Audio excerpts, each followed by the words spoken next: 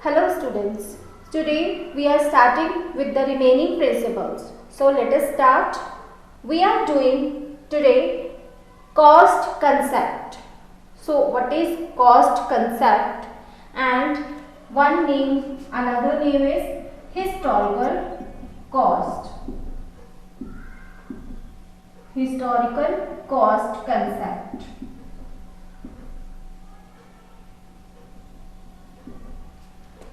This concept says that the value of the assets that we record in the books is its cost. So when we purchase an asset, suppose we have purchased furniture, so we will record the value of the furniture at its cost. Whether the value of the assets has increased due to time gap. Suppose we have purchased machine and in the next year its value has increased. So if the value has increased but the cost concept says the value of the asset will be recorded as its cost as compared to market value. Either the market value is bigger, then also we are recording the value of the asset as its cost. तो अगर market में किसी भी furniture या machinery या किसी भी asset की वैल्यू बढ़ भी गई है तो फिर भी हमें कॉस्ट कंसेप्ट ये कहता है कि हम उसकी कॉस्ट पे उसकी रिकॉर्डिंग करेंगे बुक्स में, और मार्केट वैल्यू चाहे इंक्रीज हो गई है फिर भी हम उसको इग्नोर करेंगे. सो असेट्स को हम रिकॉर्ड करेंगे उसकी कॉस्ट पे और उस कॉस्ट को हम हिस्टोरिकल कॉस्ट बोलते हैं. क्यों? क्योंकि वो हिस्टोरिकल मीन्स कि जो प्रीवियस हमारा कॉस्ट था वो हमने परचेज किया था इन द प्रीवियस ईयर्स, सो हम वो रिकॉर्ड कर रहे हैं, वो वैल्यूज असेट्स की उसको बुक्स में रिकॉर्ड कर रहे हैं, तो हम उसको हिस्टोरिकल कॉस्ट भी बोलते हैं. सपोज हम एक मशीन खरीद रहे हैं, we are purchasing a machinery and the value of the machinery is 1 lakh, and in year 1 suppose we purchased it in 2015, then the value of the machinery diminishes and the value that diminishes is known as depreciation. When we use fixed assets, its value decreases. So by using it become obsolete. So it is known as depreciation. So we charge depreciation and there are different methods to calculate depreciation. Suppose we are charging depreciation at 10% at the diminishing value. So if the value of the depreciation is 10%.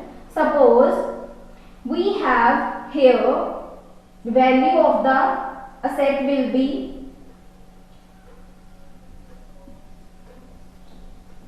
10,000. The depreciation will be 10,000 because on 1 lakh 10% depreciation is 10,000. So this is the depreciation of year 1. We suppose that why, so we here first of all will imagine the life of the machine. We will set a life of the machine, that is, suppose we think that after 10 years the machine will be at its scrap value and 10 years is the life of the machine. So we expand its life in 10 years and according to that we are charging depreciation. So 10% if its value diminishes at year 1, then its value is 90,000. Then again in year 2 its value decreases by 10,000. Then its value is 80,000 and 70,000. So value is decreasing continuously, and if we see the value of the machinery is decreasing, and if we see the machinery is the market value of the machinery is say 1,20,000 in this year, the year third.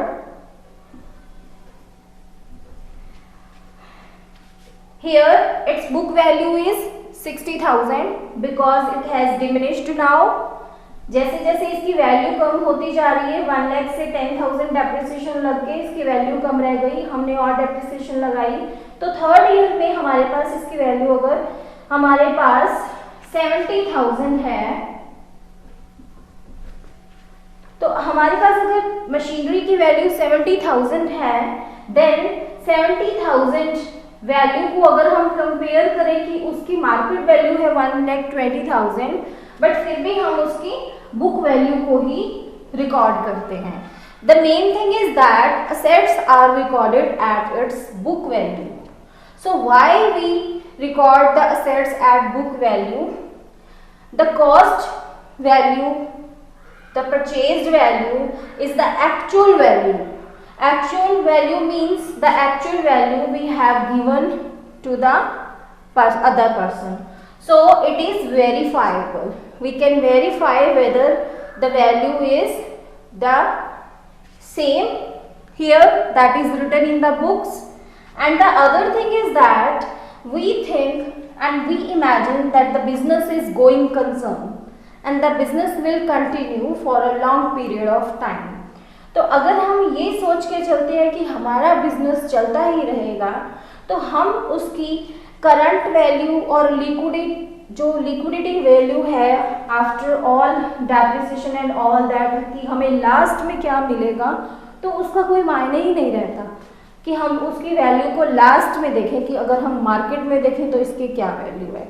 तो market में तो हम तब compare करेंगे कि अगर हम ये सोचें कि हमारा बिजनेस वाइंड अप होने वाला है, बट अगर हम ये सपोज करके चलते हैं कि हमारा बिजनेस एक गोइंग कंसर्न है, चलता ही रहेगा, तो हमें उससे कोई भी लिंक नहीं रहता. तो हम हमेशा असेट्स की कॉस्ट वैल्यू पे ही कंसंट्रेट करते हैं और उसकी बुक वैल्यू ही काउंट करते हैं. सो अगर हम मार्केट वैल्यू देखें भी किसी भी चीज़ की, मान लो मशीनरी है, अगर हम उसकी मार्केट वैल्यू देखें तो पर्सन टू पर्सन उसकी मार्केट वैल्यू डिफरेंट, कोई भी अगर जज करेगा तो वो डिफरेंट करेगा. तो हम ये कह सकते हैं कि पर्सन टू पर्सन वो चेंज हो जाएगी, तो उसकी जो मार्केट वैल्यू है वो कैलकुलेट करना भी टफ है. इसलिए हम कॉस्ट ही मेन जो है, असेट्स की वैल्यू कॉस्ट पे ही कंसेप्ट जो है उसको रिकॉर्ड करते हैं. Next is these are the positive things we have of cost concept. Some of the concepts we have negative points here. Suppose we have goodwill, and the goodwill is, we know, asset. Goodwill means brand name or reputation of the firm, and we know that we can't measure goodwill, so goodwill is not written in the books. It is calculated only at the time when business is closed. जब हम business बंद करेंगे, business किसी को cell करेंगे, तभी हम देख सकते हैं कि हमारी गुडविल क्या है. तो गुडविल जो कैलकुलेट होती है वो हमेशा बिजनेस खत्म होने पे होती है. तो कुछ ऐसी असेट्स हैं, that means just like goodwill, कि ऐसी कुछ असेट्स हैं जिनको हम रिकॉर्ड ही नहीं करते. उनके लिए हमने कुछ पे ही नहीं किया. गुडविल के लिए हमने कुछ पे नहीं किया तो हम उसको रिकॉर्ड नहीं करते. सो कॉस्ट कंसेप्ट यहाँ पे अप्लाई नहीं होता. नेक्स्ट इज कि अगर आपको प्रॉफिट्स हो रहे हैं और अगर हम डेप्रिसिएशन हर बार चार्ज कर रहे हैं, तो अगर तो आपकी कंपनी प्रॉफिट अर्न कर रही है तो ये डेप्रिसिएशन सफ़र कर लेगी, क्योंकि डेप्रिसिएशन हमारा एक्सपेंस है. तो जब भी कोई खर्चा होता है तो हम प्रॉफिट्स में से कट करते हैं उसको, तो प्रॉफिट रिड्यूस होंगे. अगर हमारा कोई एक्सपेंस होगा या हमारा लॉस होगा तो वो प्रॉफिट्स में से कट होगा. बट अगर हमारे पास किसी टाइम किसी ईयर में प्रॉफिट्स ना हो तो उस केस में अगर हम ये चार्ज करते हैं डेप्रिसिएशन एक्सपेंस हमारा ये चार्ज करते हैं प्रॉफिट एंड लॉस को, तो हमारे प्रॉफिट और लॉस एग्जैक्ट पोजीशन नहीं दिखाएंगे, तो इस पे हमारे प्रॉफिट या लॉसेस अफेक्टेड होंगे. So this is the negative thing we have of cost concept. So the main thing is that cost concept ये कहता है कि हमारी assets को हम book value पे रिकॉर्ड करते हैं और उसको हम historical cost बोलते हैं, क्योंकि जब हमने asset परचेज की थी हम उस वैल्यू पे ही बुक्स में उसको रिकॉर्ड कर रहे हैं. हम मार्केट वैल्यू को इग्नोर करते हैं, चाहे उसकी मार्केट वैल्यू भी ज़्यादा हो, बट हम उसको इग्नोर करते हैं और बुक्स में जस्ट हम उसकी रिकॉर्ड करते हैं जो परचेज वैल्यू है. सो हम रिकॉर्ड करते हैं उसकी cost. Next concept is objectivity concept. ये कंसेप्ट ये कहता है कि अगर हम ट्रांजैक्शन को रिकॉर्ड कर रहे हैं तो वो एक ऑब्जेक्टिव मैनर में रिकॉर्ड करेंगे. ऑब्जेक्टिव मैनर मीन्स कि जब भी हम ट्रांजैक्शंस को रिकॉर्ड करेंगे तो हम उसके डॉक्यूमेंट्री प्रूफ्स उसके साथ अटैच करेंगे, ताकि जब भी उसकी वेरिफिकेशंस करनी हो तो वो डॉक्यूमेंट्स उसकी वेरिफिकेशन के टाइम यूज़ हो पाए और वो चेक भी हो पाए. सो ट्रांजैक्शंस हमें पता है कि दो टाइप की होती हैं, कैश एंड क्रेडिट ट्रांजैक्शंस. अगर हमारे पास कैश या क्रेडिट दोनों में से कोई भी ट्रांजैक्शन है तो हम उसके सपोर्टिव जो वेरीफाइबल डॉक्यूमेंट्स हैं, जस्ट लाइक पेइंग स्लिप या फिर इनवॉइस या कोई एग्रीमेंट है, अगर हम कुछ परचेजेस कर रहे हैं या सेल कर रहे हैं तो हमारे पास इनवॉइसेस है और मेमोस है, तो वो सारी चीज़ें हम डॉक्यूमेंट्स जो हैं वेरिफिकेशन के लिए साथ में ट्रांजैक्शन के अटैच करते हैं, ताकि इन फ्यूचर अगर हमें वेरिफिकेशंस करना हो तो वो एज एन ऑब्जेक्टिव यूज़ हो पाए. सो हमारे पास सपोज अगर हम कैश ट्रांजैक्शन है, कुछ कैश परचेजेस कर रहे हैं तो उसकी कैश रिसीप्ट, और अगर हम क्रेडिट ट्रांजैक्शन कर रहे हैं तो उसके लिए उसकी इनवॉइस कॉपी और चालान जो है उसका साथ में अटैच करेंगे, ताकि वो वेरिफिकेशन के लिए आगे आने वाले टाइम के लिए काम आ सके. क्योंकि हम हिस्टोरिकल कॉस्ट को राइट डाउन करते हैं, तो जब हम हिस्टोरिकल कॉस्ट को राइट डाउन कर रहे हैं तो हमारे पास प्रूफ भी होना चाहिए कि जब हमने ये परचेज किया था तो वो इतनी अमाउंट पे परचेज किया था. तो ये सारे प्रूफ्स हमारे वेरिफिकेशन के लिए काम आते हैं. तो हमारी ट्रांजैक्शन एक ऑब्जेक्टिव मैनर में होनी चाहिए, ये ऑब्जेक्टिविटी कंसेप्ट कहता है. Our next concept is realization concept. This concept is also known as revenue recognition concept. So this concept says that time or particular period in which revenue is realized, and that time is recorded as the revenue is received or realized. So we have an example. Suppose we have received order on 1st January. On 1st January we have received order for sales, and the supply of goods was on 20th January. So next we have received cash on April 1st. So we have received order on 1st January and supplied goods on 20th January. Next we have received cash for that transaction on April 1st. But we record the transaction of the date when the supply of the goods is made. So realization concept says that when ownership is transferred from one person to another, it is being assumed that the revenue is realized. So revenue is realized, it is assumed to be realized on the date when the ownership is transferred. Next concept is matching concept. This concept says that in an accounting period, when we calculate revenue and when we compare it with expenses to find out the profit and losses, we match expenses with revenues so that we can calculate profit or loss.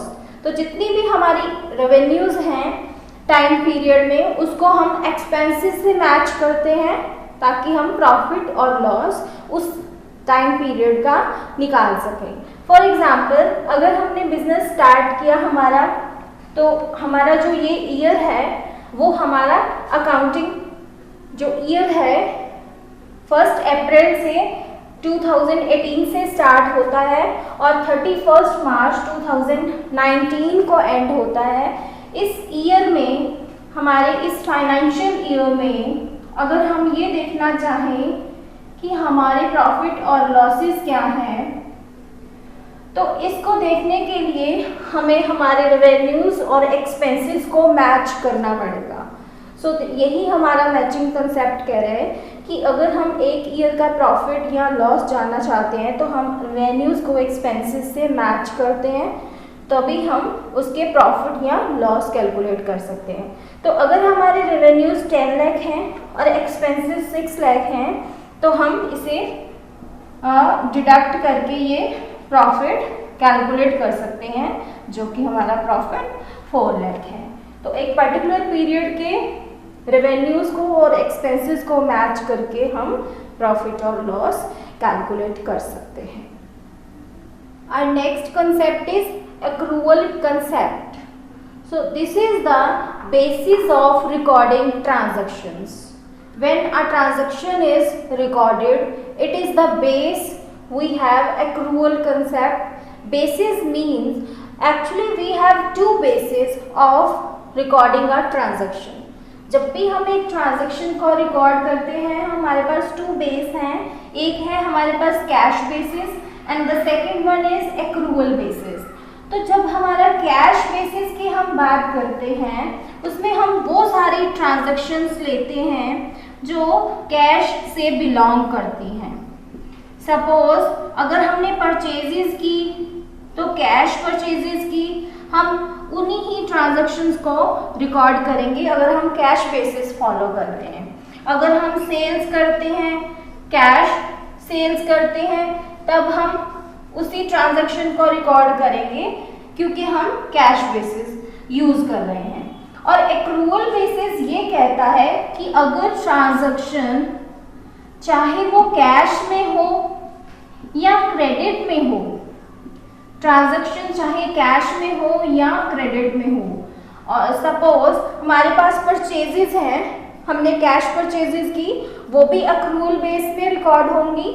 But अगर हमारे पास purchases हैं और हमने credit purchases की हैं, तो accrual base ये कहता है कि अगर हमने अभी तक कैश पे नहीं किया, या फिर सपोज करो कि अगर आपके पास ये तो परचेजेस हैं, बट अगर आपके पास सेल्स हैं एंड उन सेल्स को हमने, वो क्रेडिट सेल्स हैं कि हमने सेल की, चाहे हमने कैश रिसीव किया चाहे नहीं किया, तो भी हम उस अकाउंटिंग ट्रांजैक्शंस को रिकॉर्ड करेंगे.